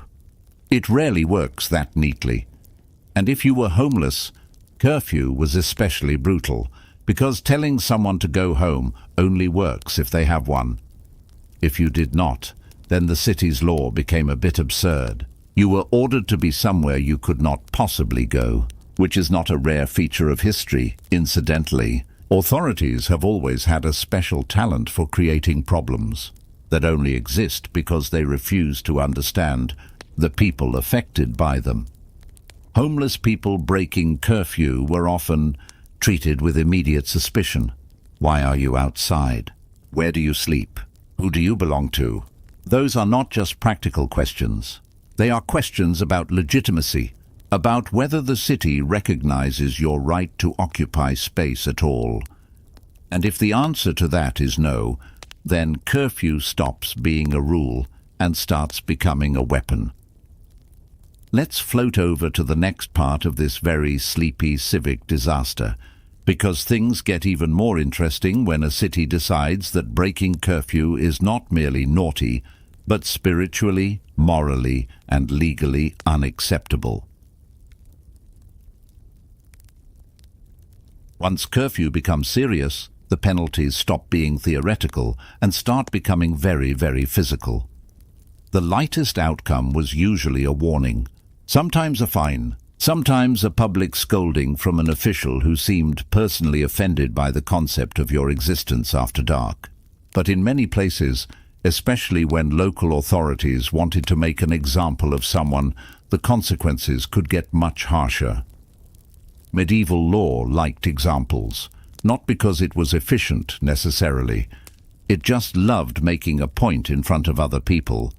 So if you were caught breaking curfew, you might be dragged before a local court or brought to a city officer. There, your story would be weighed against the simple fact that you were still outside when you were not supposed to be. And honestly, that was often enough.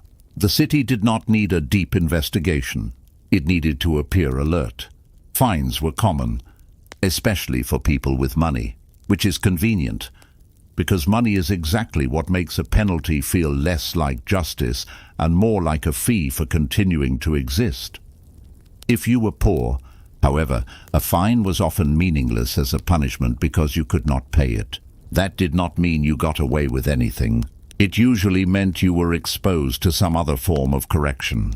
Detention, public shame, corporal punishment, or being handed over to a local authority figure who enjoyed discipline more than he should have. And because medieval punishment was often deeply local, the exact response depended on the mood of the town and the class of the offender.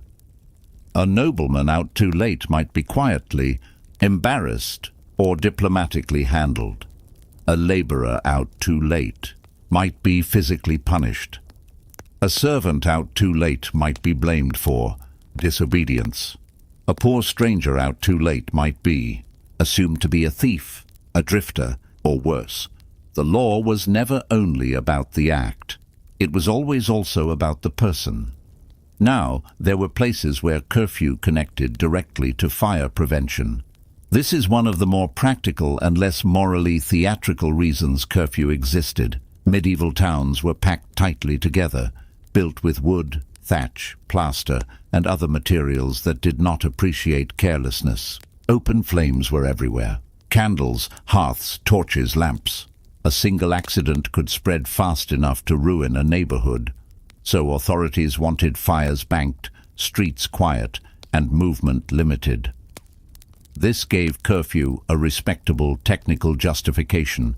It also gave cities another reason to police the poor and the odd and the unattached, because a rule about fire safety can very easily become a rule about who looks trustworthy after sunset, very handy, very medieval, and not at all difficult to abuse. Let's talk about the night watch, because the success or failure of curfew depended a great deal on these people. In many towns, watchmen were expected to patrol, call the hours, sound warnings, and keep an eye out for trouble. They might shout through the streets, check doors, inspect suspicious movement, or apprehend people who had no business wandering around. In theory, they were the city's nervous system. In practice, they were often underpaid, overworked, and only intermittently alert, which means enforcement could be inconsistent. A city might have strict curfew laws on paper and very loose enforcement in reality, or strict enforcement in one district and casual tolerance in another, or a watchman who enforced the rules heavily on one kind of person and ignored them entirely in another. So when we imagine breaking curfew, we should not imagine a perfectly uniform system. We should imagine a patchy network of local authority figures, each with their own thresholds for annoyance. That inconsistency created a strange kind of urban life. People learned where they could risk being out, late. They learned which streets were watched more closely. They learned which guards were lenient. They learned which corners could be crossed without trouble and which ones might lead to a long, miserable conversation with someone carrying a staff. In other words, the city was not just governed. It was negotiated, and people living in it understood the negotiation better than the officials often did. Now, if you broke curfew because you were drunk, that made everything worse. Because drunkenness was a perfect excuse for authorities to act as if the problem was not just that you were outside, but that you were outside and socially disordered. A drunk person after dark could be treated as a danger to himself. a danger to others, or simply an embarrassment to the city. In some towns, public drunkenness at night brought shame, fines, or jail time. The combination of alcohol and darkness made you, in the eyes of the law, a very convenient symbol of disorder. And cities really disliked disorder, not in the abstract, in the very practical sense that disorder made authorities look weak, which is why curfew was enforced with extra zeal whenever the city wanted to remind everyone that it was still in charge. Now, there were also religious dimensions to all of this. Night was often associated with temptation, vice, and moral danger. Sermons and moral literature frequently warned against idleness, wandering, and late-night behavior. The dark was not morally neutral.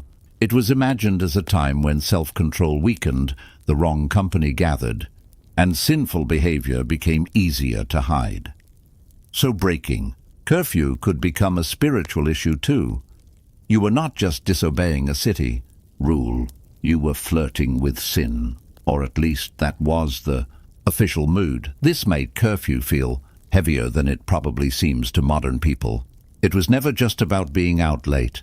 It was about being out late in a culture that did not trust the night, the body, the poor, the solitary, or the unobserved. And because there was no modern privacy, being caught after dark meant being read by others in almost immediate moral terms. Why are you here? What are you doing? Who sent you? Why are you alone? Those questions could decide whether you walked home or spent the night in custody, which, to be fair, is a very medieval version of social anxiety. Now let's move to the people for whom curfew was hardest to follow: workers. Imagine you are a servant. Your master sends you to fetch something late. Imagine you are a porter. You are unloading goods near dusk. Imagine you are a baker. Your work is tied to very early morning hours. Imagine you are a nurse, a messenger, a guard, or someone whose duties do not fit neatly into daylight.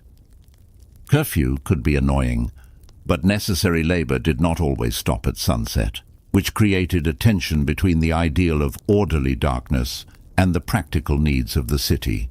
Authorities generally made exceptions for certain jobs, but those exceptions could be fuzzy, inconvenient, or dependent on whether you could prove yourself to the person stopping you.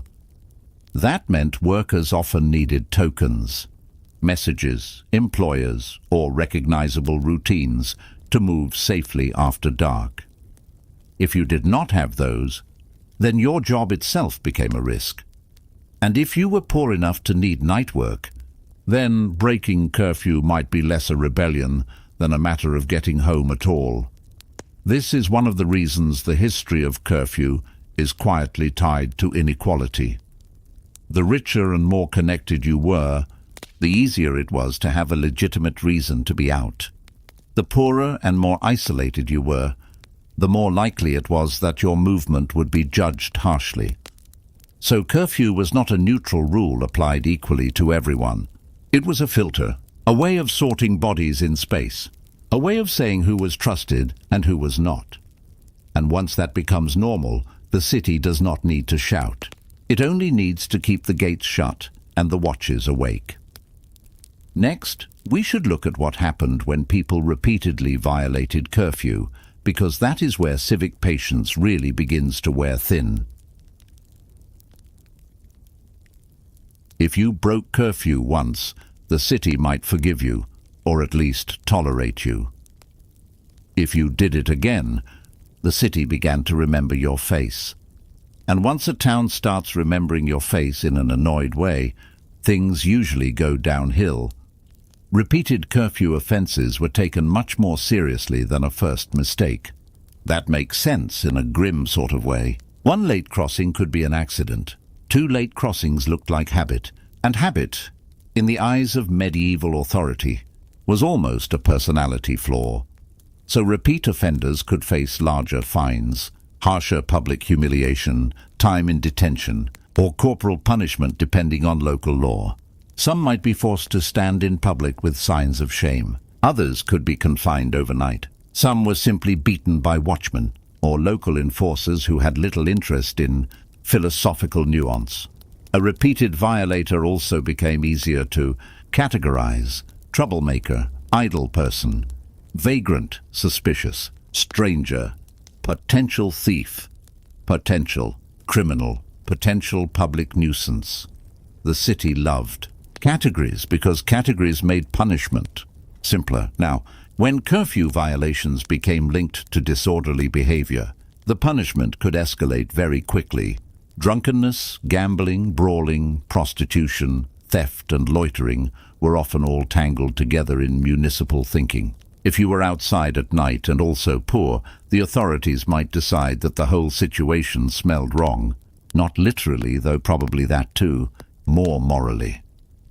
And then the city would respond with a familiar medieval pattern. Punish the visible symptom, hope the problem goes away, and then act surprised when it does not. Let's be clear. Curfew laws did have some practical value. They helped reduce nighttime crime in some places. They made it easier to identify strangers. They could limit fires and provide a sense of order. But like many laws, they were also a way for the city to define who was allowed to move freely and who was not. That mattered a great deal if you were poor, because poverty already reduced your options. Curfew narrowed them further. The wealthy might have lantern-bearers, servants, letters of safe conduct, private entourages, or enough reputation to move through the night without much challenge. Ordinary people did not have that buffer. They relied on familiarity, timing, and luck. And luck, as always, was not exactly a dependable civic institution. One of the more interesting things about curfew enforcement is how often it reveals the city's hidden anxieties. Authorities were not just worried about crime.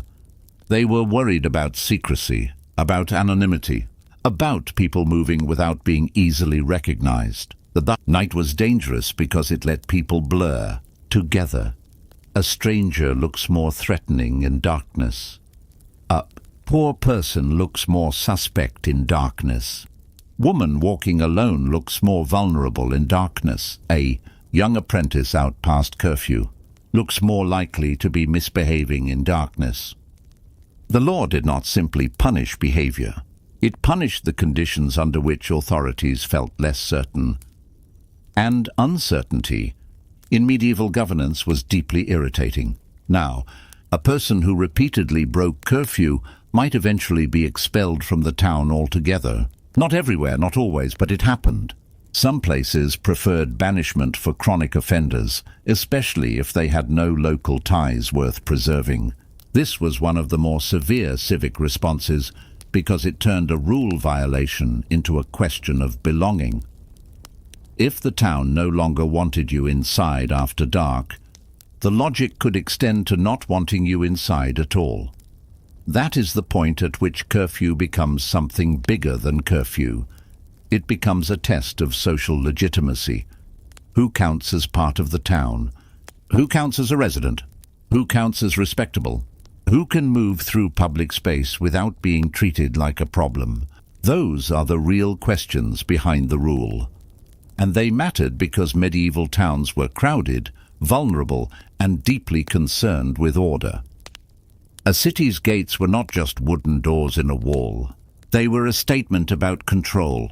During the day, more people could enter. At night, the city pulled itself inward. It became suspicious of motion, suspicious of noise, suspicious of anyone who did not belong in the stillness.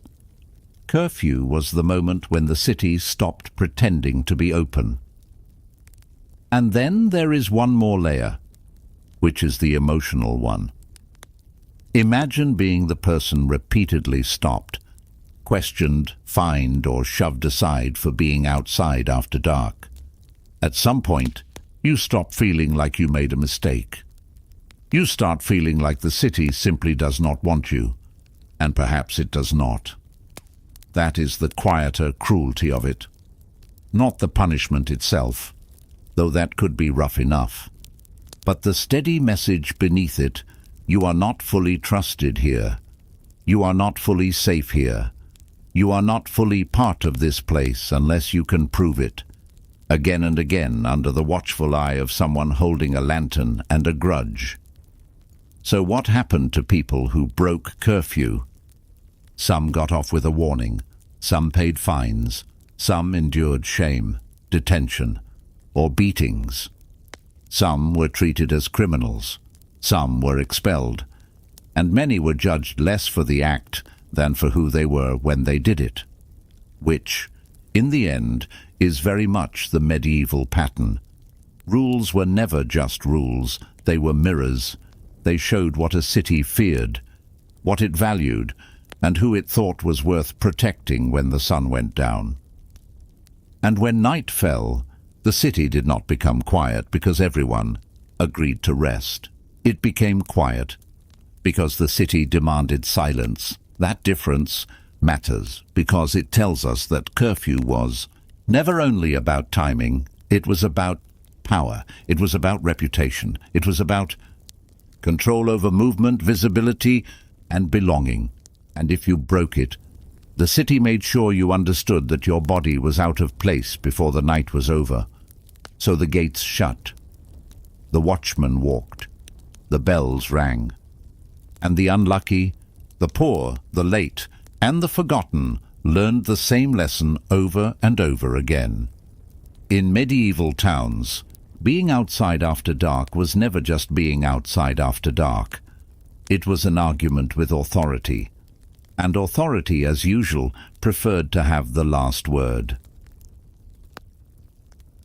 Traveling entertainers lived in the space between celebration and suspicion. They were the fiddlers, dancers, singers, jugglers, storytellers, acrobats, puppeteers, minstrels, and comic performers who moved from town to town with whatever talent, costume, instrument, or carefully rehearsed nonsense they could carry. They showed up when there was a wedding, a feast, a fair, a market, a court banquet, a festival, or simply a crowd bored enough to pay for distraction. And because people have always wanted to be amused by someone else's effort, there was usually a market for them, but there was also distrust. Because if you never stayed in one place very long, people started wondering why, which is a bit rude, honestly, considering the answer was usually, because this is how I eat. Still, that was the life. A performer might spend 1 week in a muddy village square, the next in a bishop's hall, then a month on the road, sleeping badly, eating whenever possible, and hoping that the next audience was in a generous mood. Their work was visible, but their lives often were not. They existed in the margins of records, mentioned briefly in court accounts, town payments, church complaints, or the occasional moral warning about loose behavior and wandering bodies, because apparently even entertainment needed a lecture. Now, when we say traveling entertainer, we are talking about a whole ecosystem of performers, not one neat profession. Some were highly skilled musicians attached to aristocratic households. Some were independent minstrels. Some were jesters or fools who performed at court. Some were acrobats, bear leaders, fire eaters, dancers, or storytellers who relied on fairs and public gatherings. Some were part of family groups that passed skills from one generation to another. Others were improvisers who did a bit of everything, because the rent, in whatever century this is, does not care about artistic purity. And of course, a lot of them were poor. Not romantically poor.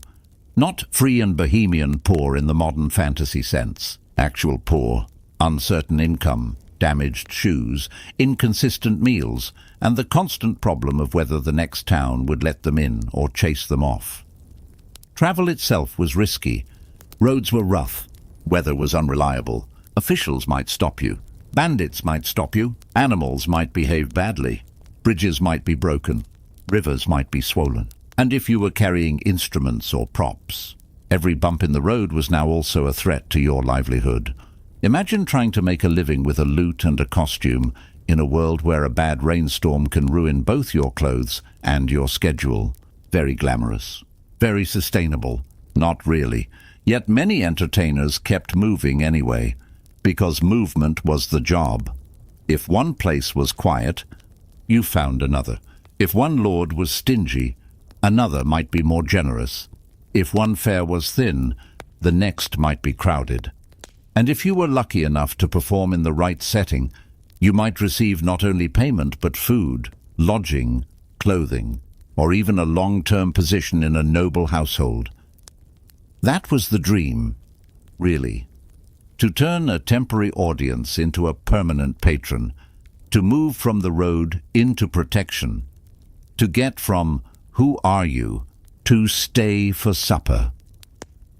This happened more often for musicians and court performers than for the rougher, more itinerant kinds of street entertainers. A talented singer or instrumentalist might be taken into service by a lord, bishop, or king. A fool or jester might become a fixture in a noble household, valued not just for jokes but for commentary, companionship, and the strange freedom to say things other people could not. That is one of the odd little truths of court entertainment. A performer could be both low status and powerful. Not powerful in a political sense usually, but powerful in access, in permission, in the ability to cross social boundaries in a way most people could not. The jester could mock, the singer could soothe, the storyteller could shape memory, the musician could make a feast feel more alive than it really was. And all of that gave entertainers a strange importance, even when they were not treated with great respect, because respect and usefulness were not always the same thing. Now, let's float into the ordinary public performance itself. Picture a market day. The square is busy. Merchants are calling out prices. Children are getting underfoot. Someone is arguing over a measured length of cloth. A pig is doing something unhelpful nearby. And then, in the middle of this general noise, a small cluster forms around a performer. Maybe it is a juggler tossing knives or balls or whatever else is available and least likely to be borrowed by the crowd. Maybe it is a fiddler drawing people in with a lively tune. Maybe it is a storyteller holding a half-circle of listeners in the thin space between curiosity and hunger.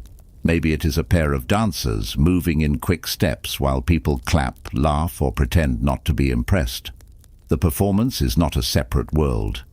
It is part of the market's rhythm. People stop. People pay. People stare. People make comments. A few people probably do all three at once, and then the performer moves on. That movement matters. Because entertainers had to be good at reading people. They needed to know where crowds were forming, who had money, who was bored, who was easily offended, and which local official had no sense of humor whatsoever. They also had to know when to leave. A performance that goes too long can turn from charming to unwelcome very quickly, especially if the weather changes, the crowd thins, or someone decides that all this noise is probably not morally improving anyone, which is exactly the kind of thing people said when they wanted the entertainment to end. Now, there is a whole medieval anxiety around wandering people, and entertainers were very much caught inside it. The world of the road was attractive and suspect at the same time. On the one hand, people loved novelty. A new song, a new joke, a new trick, a new accent, a new costume. On the other hand, strangers were unsettling. A traveller might bring stories, yes, but also theft, disease, gossip, trickery, or religious contamination, depending on the mood and century. So entertainers were often treated as both welcome and unwelcome. Come in. Entertain us. Eat with us. Now leave. That tension shaped everything. And it was not only a rural or lower class thing. Courts could be just as fickle.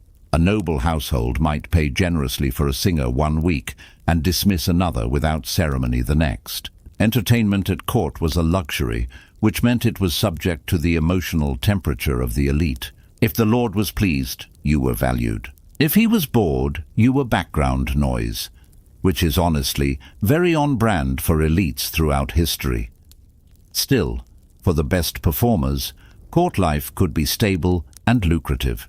A successful musician or fool might travel with a household, be given clothes, food, gifts, and some degree of protection. Some became well known. Some were remembered by name. A few even crossed from entertainment into companionship, becoming trusted fixtures in the daily life of a ruler. But even there, the job had sharp edges. A court entertainer had to stay entertaining, not too offensive, not too boring, not too ambitious. Funny enough to keep your place, careful enough not to lose it. And, if you were especially clever, you might survive by being underestimated, which is often the most useful talent in a royal environment. Because while lords and ladies may like to think they are surrounded by ceremony and grandeur, they are also at times just people who enjoy being distracted by somebody else's wit before dinner. Let's drift a little further into how these entertainers were seen socially, because that part is almost as interesting as the performances themselves. They were often admired, but not always trusted. Their mobility made them useful for spreading news, songs, rumors, and cultural trends. A ballad could travel with a performer. A joke could move from one town to another. A story could be remade for a new audience. In that sense, entertainers were carriers of memory, not just amusement. They helped shape what people knew and repeated. But the same mobility made them vulnerable to accusations. If something went missing in a village, and a stranger with a drum was in the area, well, the dramatic logic practically writes itself. If someone wanted to attack a reputation, wandering performer was a convenient label. If authorities wanted to control movement, entertainers were easy to watch. If a churchman wanted to complain about vanity, noise and frivolity, entertainers were right there, standing politely in the line of fire. So these people lived in a constant half-state of attention, useful, decorative, suspicious, necessary, disposable. That is a very old social combination, and entertainers knew it well. And because they lived with uncertainty, many of them developed the practical skills of everyone who survives by reading a crowd. They could tell who would pay, who would insult, who would laugh too loudly, and who was about to call the guards. They knew how to start lightly, how to build momentum, how to leave before the mood changed, and how to stay just charming enough that people would remember them kindly after they were gone, which, in a way, is its own kind of magic. Not the theatrical kind, though sometimes that too. The simple, exhausting magic of making strangers care for a few minutes. And in the next part, we'll float over to the weird little world of courtyards, fairs, jesters, and the very uneven line between entertainment and humiliation, which, as it turns out, was often thinner than anyone admitted. Now we drift away from the market square and into the warmer, more expensive air of the court. This is where entertainment becomes a little more polished, a little more dangerous, and a lot more dependent on who had the best chair in the room. A court performer might still be a traveler, but the setting changes everything. Suddenly the audience is not a noisy crowd buying apples. It is a duke, a king, a bishop, a noble family, or a household full of people who are all pretending not to care too much about being amused. Which is adorable, really, because of course they cared. Courts loved entertainment. They just liked to act as if they were above it. A feast without music felt thin. A hall without laughter felt stiff. A banquet without a fool, a singer, a storyteller, or a dancer was just people chewing in a highly decorative room. So courts hired performers.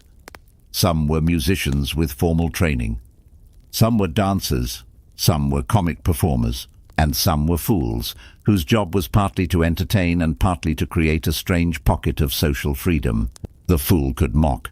The fool could tease. The fool could say something sharp that would get anyone else into trouble. If he was lucky, he was seen as harmless. If he was smart, he used that status very carefully. That is one of the great little ironies of court life. The person who looked least serious sometimes had the widest access.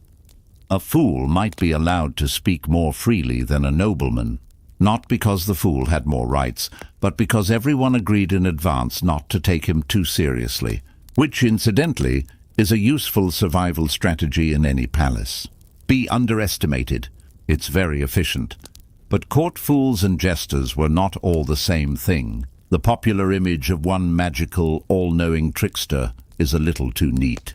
In reality, there were many kinds of comic performers. Some were skilled verbal satirists. Some were physical comedians. Some were musicians who added humor to songs or stories. Some were simple entertainers who leaned into absurdity, costume, and exaggeration. And some were just odd people whose personalities happened to fit the court's appetite for the strange. Courts liked strangeness when it was managed. That is an important detail. A court could enjoy a dwarf, a fool, a foreign performer, a singer with a dramatic voice, or a dancer with flamboyant clothing. But the enjoyment depended on context. The people being watched were not equals. They were curated amusements, which is not a very flattering phrase, but there it is. And because courts were deeply concerned with status, entertainers often became objects of curiosity as much as admiration. Their bodies, accents, costumes, and styles could all be observed, commented on, and sometimes mocked. The elite loved novelty right up until it stopped being decorative. Still, for some performers, the court was a real opportunity. A successful entertainer might be given regular meals, clothing, housing, and payment. They might travel with the household. They might be retained for years. They might become part of the daily rhythm of a noble life, present at meals, ceremonies, and private gatherings. In some cases, they became trusted enough to be insiders of a sort, if only in the peculiar way that entertainers can be insiders without ever being equals. That strange half-belonging made the job unstable but interesting, because a performer at court had to read the room constantly. Who is in a good mood? Who has taken offense? Who wants wit and who wants flattery? Who is in danger of laughing at the wrong thing? The entertainer was part performer, part diplomat, part weather vane. And if you misread the room, your joke could become your problem very quickly. Now, let's move to the women in this world, because they were there too. Even if the historical record often acts as if entertainment is a male occupation unless proven otherwise. Women performed as singers, dancers, storytellers, and sometimes instrumentalists. They appeared at courts, festivals, and public events. In some places and periods, women were more visible in dance and song traditions than in formal courtly records, which means a lot of their presence gets filtered through the bias of the people writing things down. A woman performing in public could be praised for grace or talent, but she could also be judged harshly for being visible at all, which is very annoying and very typical. Female entertainers occupied a complicated moral space.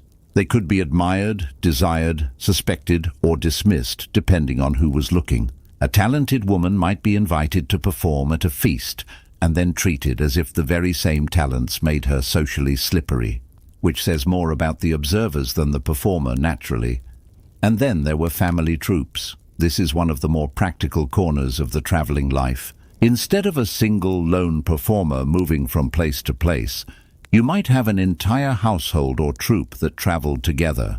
Parents, children, partners, assistants, animals, props, instruments, costumes, and everything else packed into a mobile, working life. A family like that could preserve skills across generations. One child learned the rhythm, another learned the song, another learned the timing, another learned how to charm a temperamental innkeeper or negotiate with a town official who thought a drum was a threat to public peace.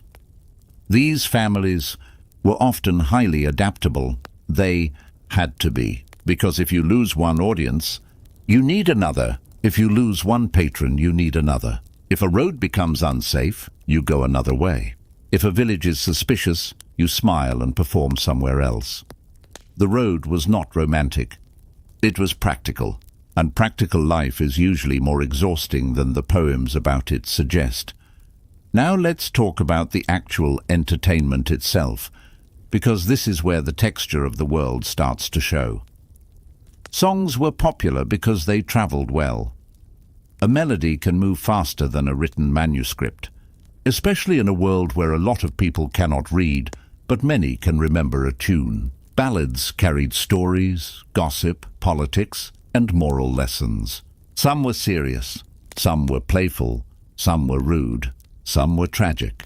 Some were about kings, saints, lovers, fools, battles, miracles, scandals, or local events that people would argue about for years afterward. A good singer could make a story feel more real than it perhaps deserved to feel. Storytellers did the same thing with spoken performance. A good tale had to breathe. It had to move. It had to know when to pause, when to repeat, and when to let the listeners lean in. A storyteller could hold a crowd in a tavern, a hall, or a roadside gathering with only voice, gesture, and timing, which is actually astonishing when you think about it. No microphone, no lighting, no backup band, just a human being and a room full of people who may or may not have been listening 5 seconds ago. Then there were the physical performers. Acrobats. Tumblers, dancers, and other body-based entertainers were often admired for skill and flexibility. Their performances were immediate. You watched the body do something difficult, graceful, or ridiculous, and everyone in the room understood the effort at once. That directness made physical performance powerful. It also made it risky, because one bad landing or one mistimed move could turn entertainment into embarrassment very quickly. And of course, the audience loved a bit of embarrassment, provided it was not theirs. This brings us to the social function of the performance space. Entertainment gave people permission to gather, watch, react, and gossip. It made public life feel less flat. It also created moments where hierarchy became a little more fluid. A crowd might laugh together. A lord might enjoy the same joke as a servant. A child, a merchant, and a widow might all stand in the same muddy square and listen to the same song. For a few minutes at least, the world was less rigid, not equal, never equal, but less rigid. And in a society so full of rank and etiquette, that small flexibility mattered. Now, to make life even more interesting, entertainers were also useful as rumor carriers. They moved, they talked, they remembered, they repeated. If you wanted to know what was happening in another town, a performer might know. If you wanted to hear the latest tune, the latest tale, or the latest scandal, a performer might know that too. This gave entertainers a kind of informal network power. They were nodes in the social web, whether authorities liked it or not, which they generally did not, at least not fully, because people who move around with stories in their mouths are hard to control, and that makes officials uneasy. So now we have a profession that is valued, paid, watched, mocked, welcomed, and regulated all at once, which is a very medieval kind of balance, or imbalance, depending on your perspective. Let's float over to another beautiful nuisance in this world, fairs. Because if the road is the entertainer's home, the fair is one of the places where that home briefly becomes profitable. Fairs were where traveling entertainers could finally breathe a little easier. Not because fairs were restful. They were usually loud, crowded, muddy, and full of people who had spent too long outside. But they were predictable in a way the open road was not. A fair meant a gathering. A gathering meant a crowd. A crowd meant money, food, news, and a decent chance that somebody in the middle of it wanted to be entertained before spending too much on livestock. So performers came in with the merchants. They set up near booths, along edges of the market, or in open spaces where people could stop and watch without blocking the trade. Some performances were improvised, some were rehearsed, Some were polished pieces that had been repeated so many times the entertainer could probably do them half asleep, which, to be fair, is not far from the ideal state for long touring work anyway. At fairs, the line between seller and performer could blur. A singer might attract a crowd and then pass the hat. A juggler might turn a trick into a sales pitch. A storyteller might use a dramatic pause to make everyone forget they had coins in their hand. A comic performer might build an audience simply by embarrassing themselves in public with enough confidence to make it look intentional. And because fairs brought in all kinds of people, the audience was mixed. Farmers, townspeople, nobles, servants, priests, children, pilgrims, travelers, and opportunists all stood in the same general vicinity, pretending they were not fascinated by the same ridiculous spectacle. This made fairs ideal for performers and ideal for gossip. If you wanted to see what a community looked like when it let its guard down a little, a fair was a good place to look. It was also a good place to learn how quickly respectability could vanish. A performer who looked welcome in one town could be eyed with suspicion in the next. A troupe that had no trouble yesterday might be moved along tomorrow. The local mood mattered. The weather mattered. The state of the harvest mattered. Whether the authorities were religiously strict or merely tired mattered. Traveling entertainers lived at the mercy of all of it. Then there were inns. Now inns sound cozy in modern storytelling. A warm fire, a bowl of stew, a place to rest one's feet. And sometimes they were indeed that. But for traveling entertainers, inns were more like temporary operating stations. Places to sleep, meet people, hear news, maybe find a patron, and above all, not get stuck in a place that smelled worse than your clothes. Inns were socially useful because they gathered strangers. That made them excellent places for hiring, networking and performance. A musician might play for supper. A storyteller might gather a room of listeners. A dancer might pull in a crowd. A fool might make the whole place feel briefly less grim. Some innkeepers welcomed this because entertainment drew customers. Others tolerated it because money is money, and some disliked it while still allowing it, which is a very classic human compromise. The road between inns and fairs was, for many performers, where life actually happened. Travel was never just movement. It was labor.